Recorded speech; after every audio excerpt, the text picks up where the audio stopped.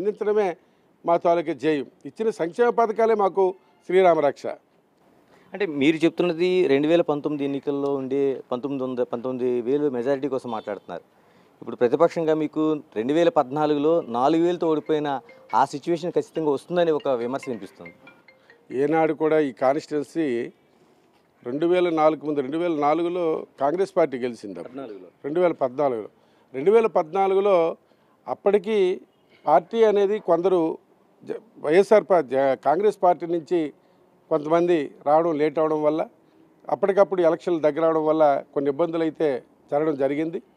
కానీ ఈరోజు ఇప్పుడు మా కాన్స్టిట్యున్సీ అనేది ఎవరిని అడిగినా, ఎక్కడికి వెళ్ళి అడిగినా, మీ కాన్స్టిట్యున్సీ మొత్తం 100 సచివాలయాల్లో అడిగినా కంపల్సరీగా వైఎస్ఆర్ కాంగ్రెస్ పార్టీ గెలుస్తుందని, దానికి గొర్రెల కిరణ్ కుమార్ సమర్థుడనే ఎవరైనా చెప్తారు. ఎందుకంటే మేము చెప్పుకోకూడదు. అది అది అది వచ్చిందంతా కూడా ప్రజలకు మేము ఇవ్వడం, జగన్మోహన్ రెడ్డి గారు ఇవ్వడం వల్ల, అతను ఇచ్చిన దీనివల్ల మాకు పేరు ప్రతిష్టలు కానీ లేదు, మనం 10 మంది దగ్గరికి వెళ్ళడానికి కారణం కూడా జగన్మోహన్ రెడ్డి గారే. లేకపోతే ఇన్నాళ్ళు ఎమ్మెల్యేలాగా ఎవరు కదిలే పరిస్థితి ఉండేది కాదు.